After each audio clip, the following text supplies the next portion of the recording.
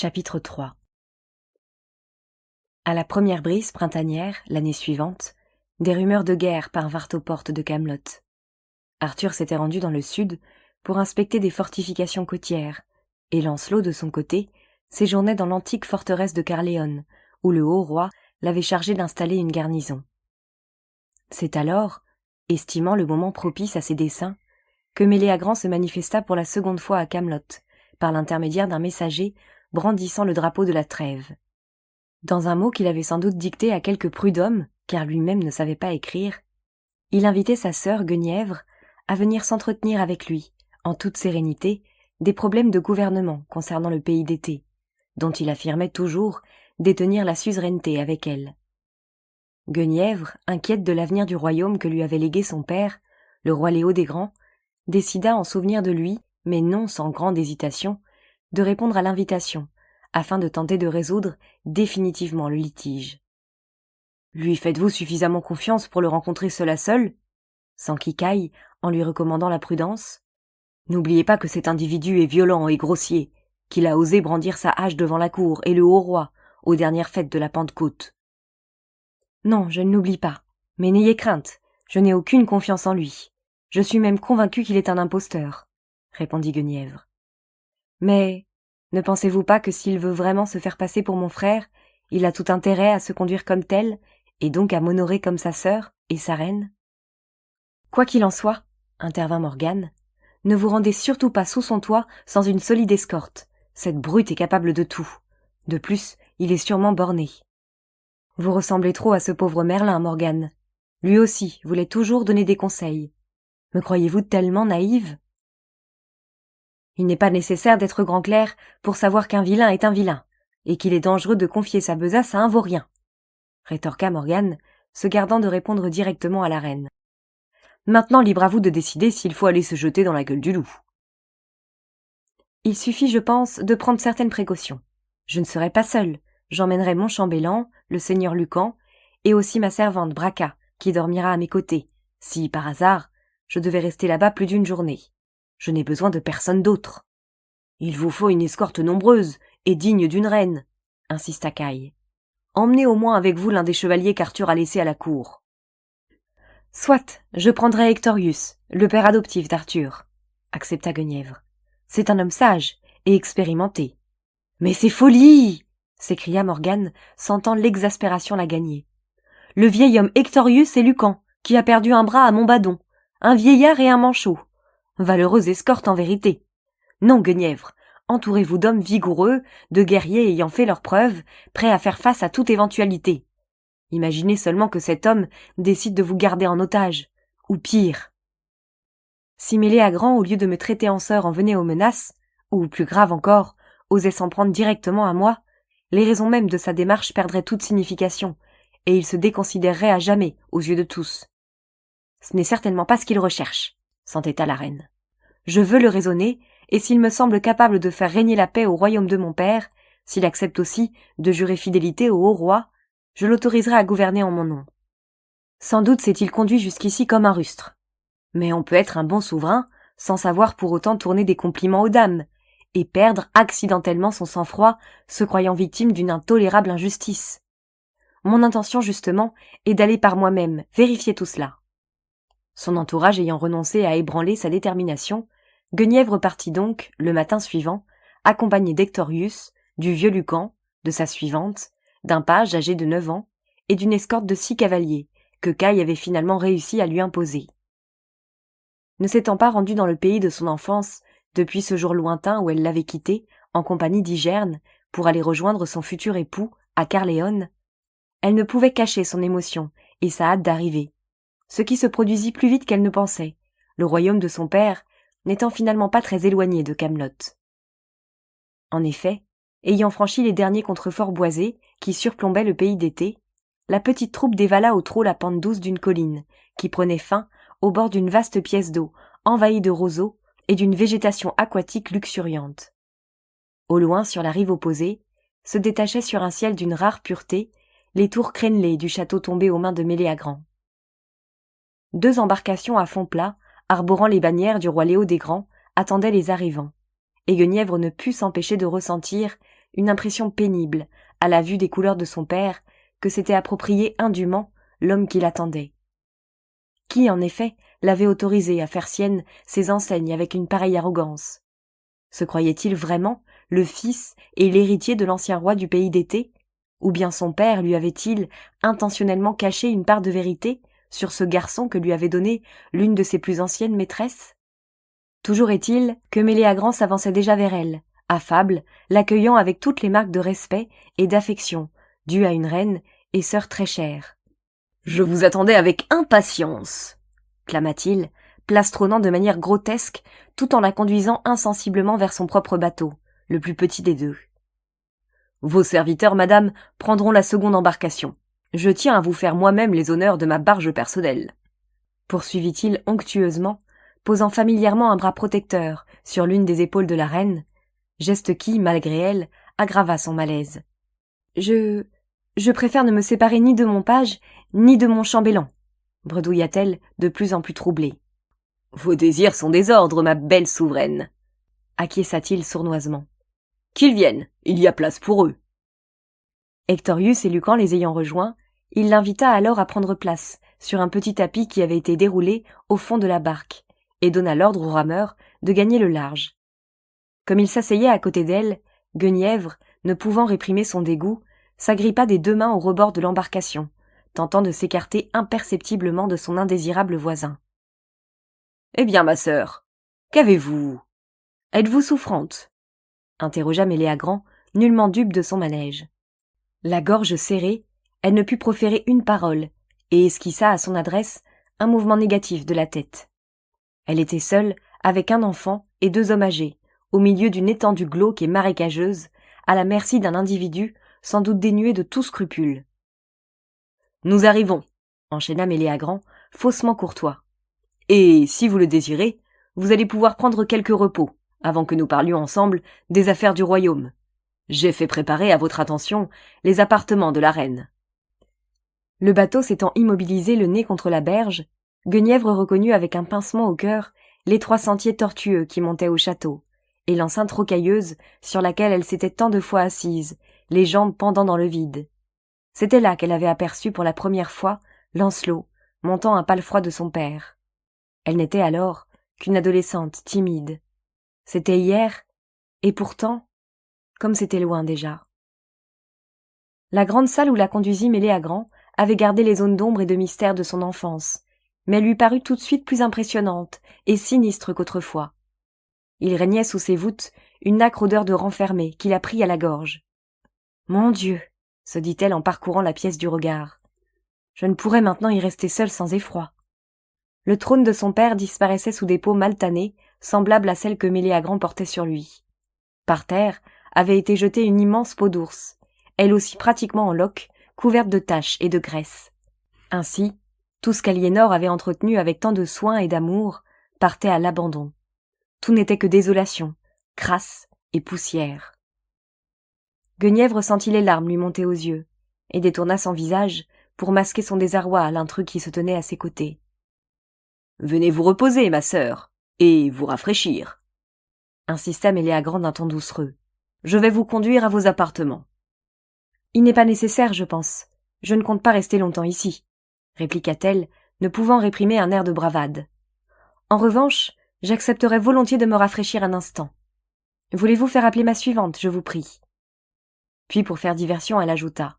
« Il ne serait que temps pour vous de confier cette demeure à une femme, Méléagran, si vous tenez toujours à y faire figure de régent du royaume. »« Madame, j'aviserai. Il y a un temps pour tout, n'est-ce pas ? Pour l'instant, veuillez me suivre, je vous prie. » Ne voulant pas le contrarier inutilement, elle gravit donc derrière lui le vieil escalier où régnaient les mêmes relents acides que dans les pièces du bas.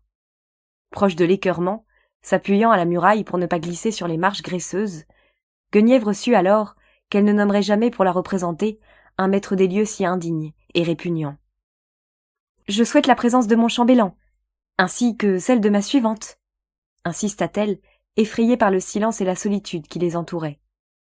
Méléagran dégageait une odeur de bête sauvage, à peine supportable, et maintenant il se retournait de temps à autre pour la regarder, un mauvais rictus aux lèvres, découvrant de longues dents jaunes de carnassier. Se sentant défaillir, La reine, soudainement révoltée, haussa le ton. « Appelez immédiatement Hectorius, je vous le demande.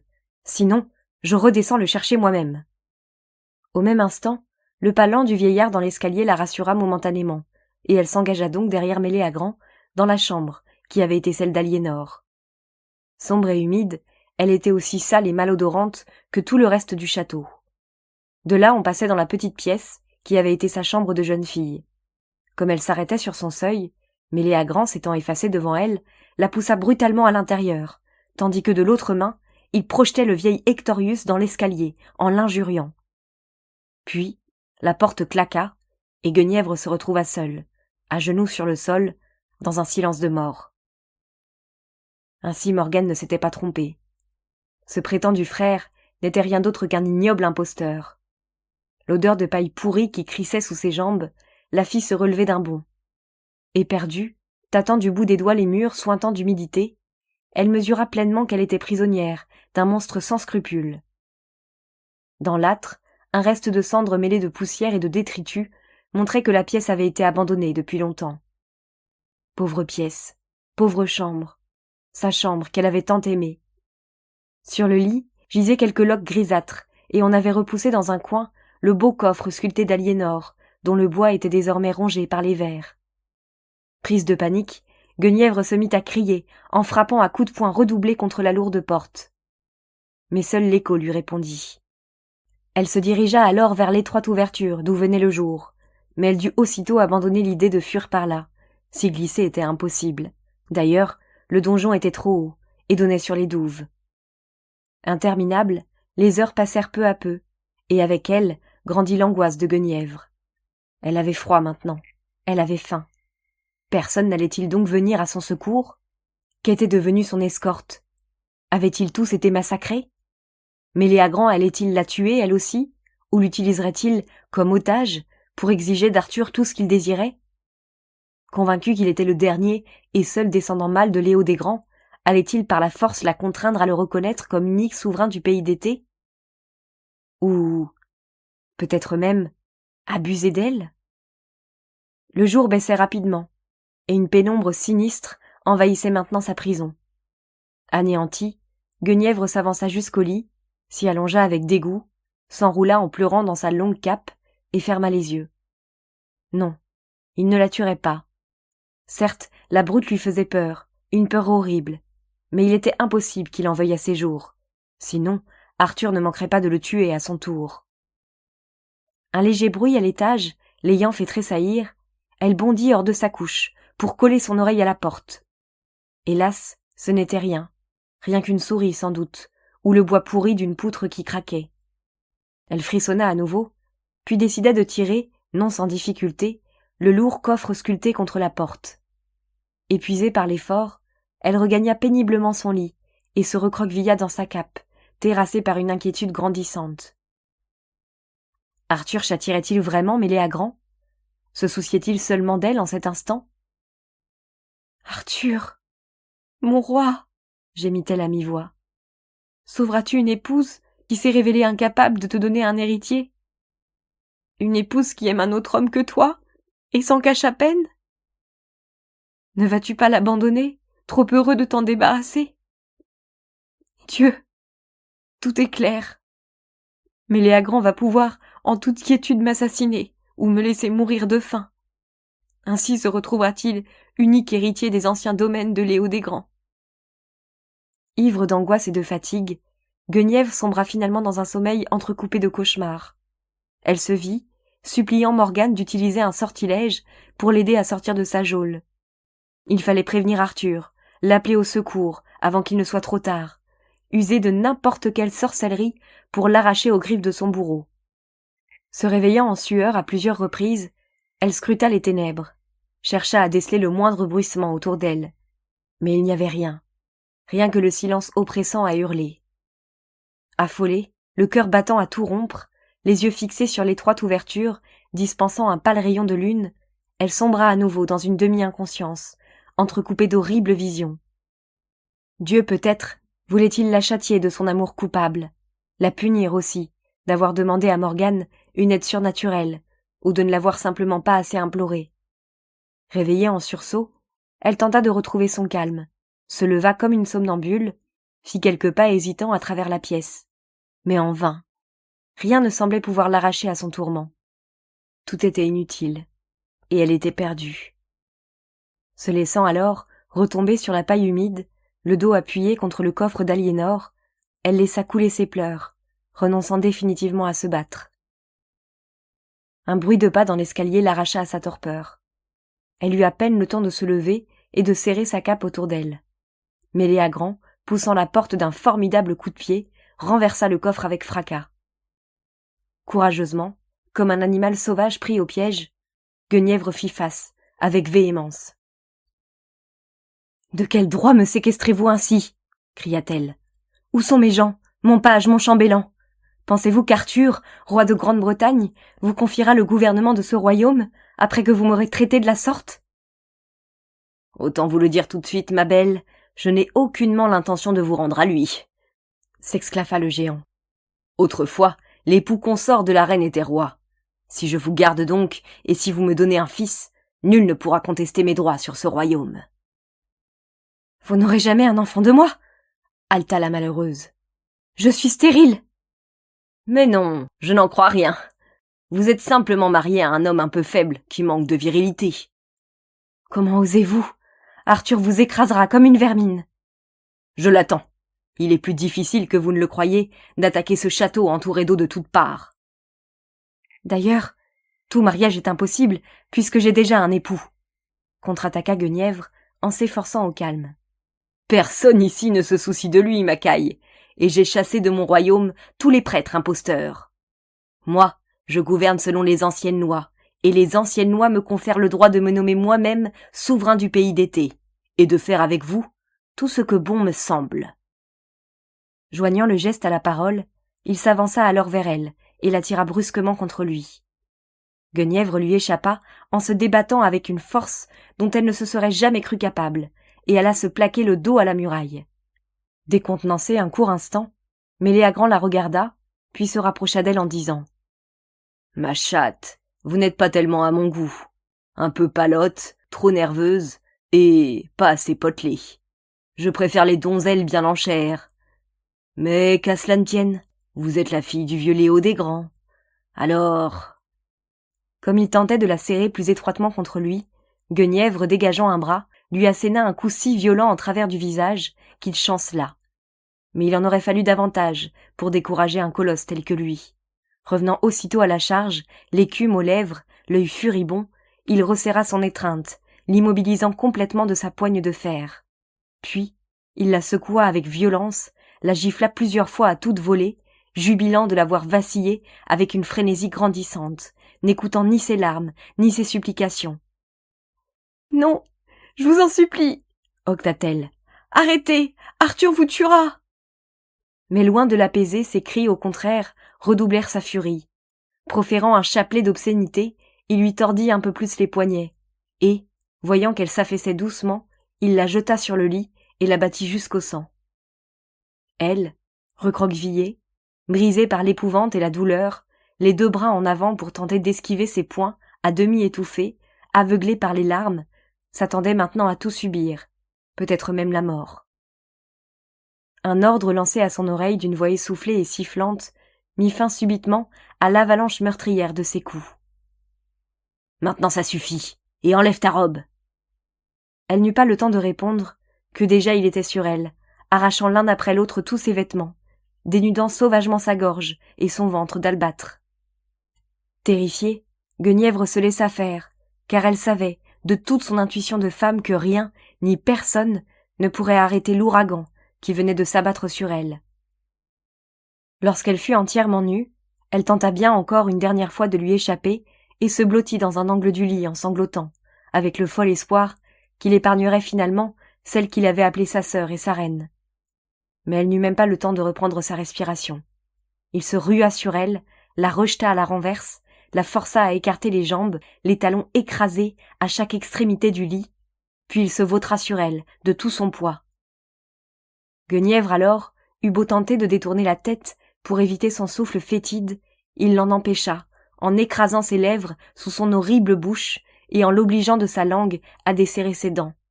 Sa poitrine rugueuse et velue griffait la peau tendre de ses seins. Ses mains calleuses et moites malaxaient sauvagement sa taille et ses hanches. Totalement à sa merci, plus rien ne pouvait désormais l'empêcher d'assouvir en elle son innommable bestialité. Brutalement écartelée, elle sentit sa monstrueuse virilité s'insinuer en elle, forcer ses dernières résistances, investir complètement son corps arc-bouté dans un ultime et dérisoire réflexe de défense. Mais plus elle le repoussait, plus il s'enfonçait profondément en elle, comme si l'homme voulait la broyer au plus intime d'elle-même, la déchirer, l'anéantir. Vaincue, la pauvre reine abandonna la lutte. Méléagran eut alors un dernier spasme qui la secoua tout entière, et il la rejeta en l'injuriant. Puis, gagnant à genoux le haut du lit, il rassembla à la hâte ses affaires éparpillées et entreprit de se rajuster. « Laissez-moi partir maintenant !» sanglota-t-elle.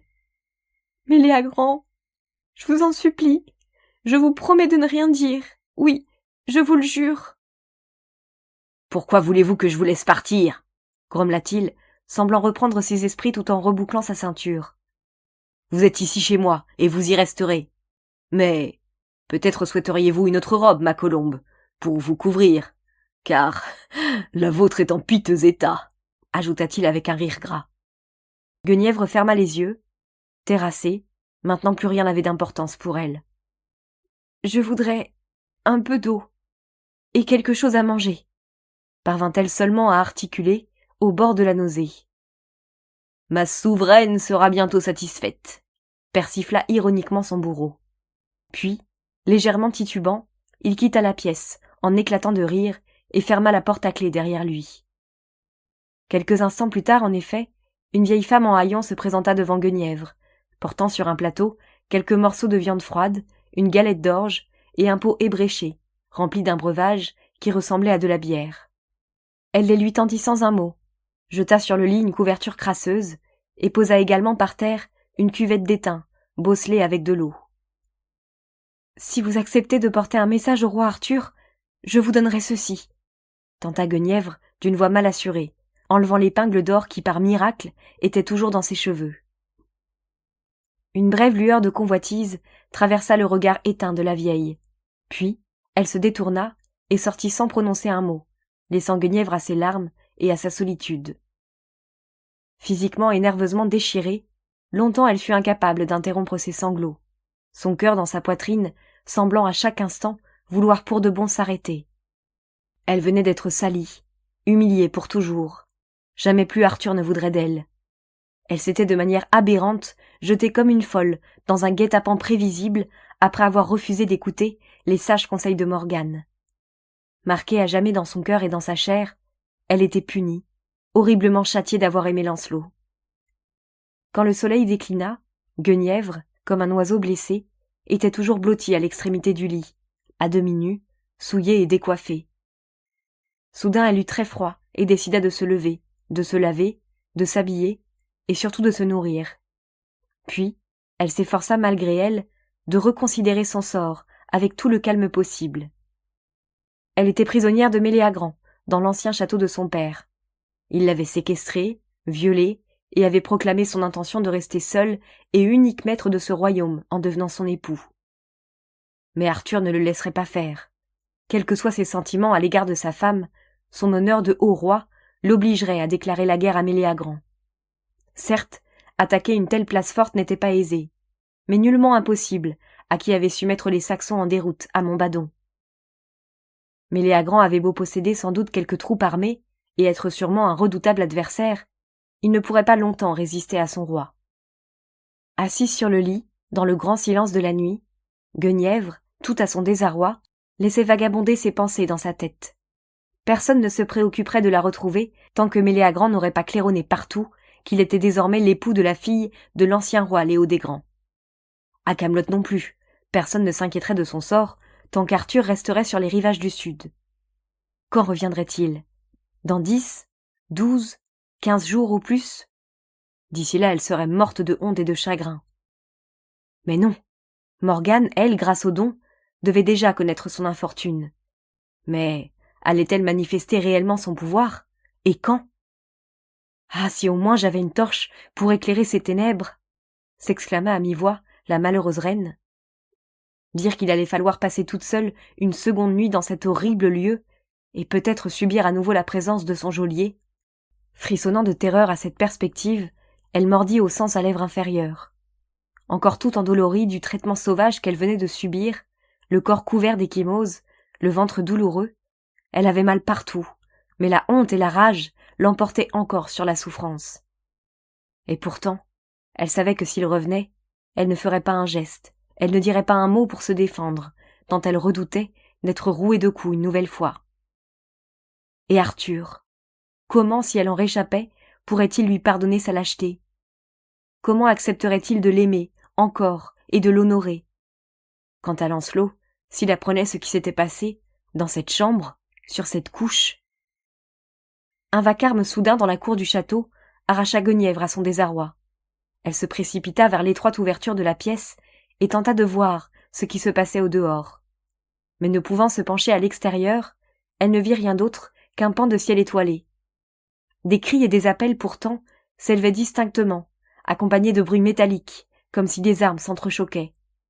Mais elle eut beau derechef tendre le cou, elle ne distingua rien. Et si c'était sa faible escorte qu'on égorgeait? Non, ce serait déjà fait. On venait sûrement à son secours. Mais c'était impossible, il n'y avait pas même 2 jours qu'elle avait quitté Camelot. Alors qu'était-ce donc? Voulant à tout prix en avoir le cœur net, elle tenta encore une fois d'avancer la tête, pour mieux voir. Mais l'ouverture était si étroite qu'elle ne put y engager les épaules. Au même moment, un grand fracas derrière elle interrompit sa tentative. La porte s'ouvrit brutalement, et Méléagran surgit comme un fou, l'épée à la main. Il semblait hors de lui, et hurlait à l'intention de l'homme qui le suivait. « Oui, c'est ici dans cette pièce. Et vous, madame, pas un cri, pas un geste, ou je vous saigne dans l'instant. » Le cœur de Guenièvre s'était arrêté de battre. Horrifié, pas un son ne sortit de sa gorge. « Cette fois c'est la fin. Je vais mourir, » se dit-elle simplement. Mais subitement, tout chavira devant elle. Méléagran s'effondra à ses pieds dans un flot de sang, des lambeaux de cervelle éclaboussèrent le sol et les murailles, et elle fut dans les bras de Lancelot, arrachée à l'enfer, emportée dans une tornade bienfaisante, submergée par une fulgurante lame d'amour et de bonheur. « Lancelot, comment avez-vous pu? Comment avez-vous pu ?» bégaya-t-elle à travers ses larmes, transfigurée par l'émotion et la reconnaissance. « Morgane m'a averti, dès mon retour à Camelot, que vous étiez probablement tombé dans un piège. J'ai aussitôt sauté sur mon cheval et suis arrivé à bride abattue, avec une 12aine d'hommes. J'ai d'abord trouvé votre escorte, ligotée dans un bois proche. Ayant libéré tout le monde, je me suis aussitôt précipité à l'attaque. Tout s'est ensuite déroulé très vite, car Méléagran, se croyant en sûreté, ne se méfiait absolument pas. La surprise a été totale. » En prononçant ces derniers mots, il regarda Guenièvre avec une consternation indignée. « Mon pauvre amour, que s'est-il passé? Ce monstre !» Mais il n'acheva pas sa phrase. Avec une tendresse, une douceur infinie, il effleura de ses doigts tremblants le cou et les épaules meurtries de sa bien-aimée, la serra convulsivement dans ses bras. « Comme je regrette qu'il soit mort si vite. Ah, si j'avais su, il aurait enduré 1000 trépas avant de rendre l'âme. Mon pauvre ange adoré, comme tu as dû souffrir. »« Tu ne sauras jamais, Lancelot, » s'étrangla-t-elle dans un sanglot, enfouissant son visage dans le cou tiède de son amant. « Je me suis crue perdue. J'ai pensé que personne, jamais plus ne m'aimerait, que je serais après la honte que je venais de subir, rejetée, abandonnée par tous. La honte n'est pas pour vous, mon tendre amour, mais pour lui, et il l'a chèrement payé, » murmura Lancelot, mêlant son souffle et ses lèvres aux cheveux dénoués de la reine. « J'ai cru moi aussi vous avoir perdu à jamais, qu'il vous avait tué ou emmené au loin. Morgane, heureusement, a toujours su que vous étiez en vie. »« Et Hectorius et Lucan sont-ils saufs ?» interrogea-t-elle anxieusement. « Lucan va bien. Hectorius, lui, a été sérieusement choqué en raison de son âge, mais il s'en remettra. Maintenant, Guenièvre, il faut descendre et vous montrer à eux. Ils ont besoin de savoir que leur reine est sauvée. » Guenièvre, d'un air navré, regarda sa robe en loques, puis, montrant son visage défait, ravala ses larmes avec peine. « C'est affreux. Je ne peux pas. Je ne veux pas qu'il me voie dans cet état.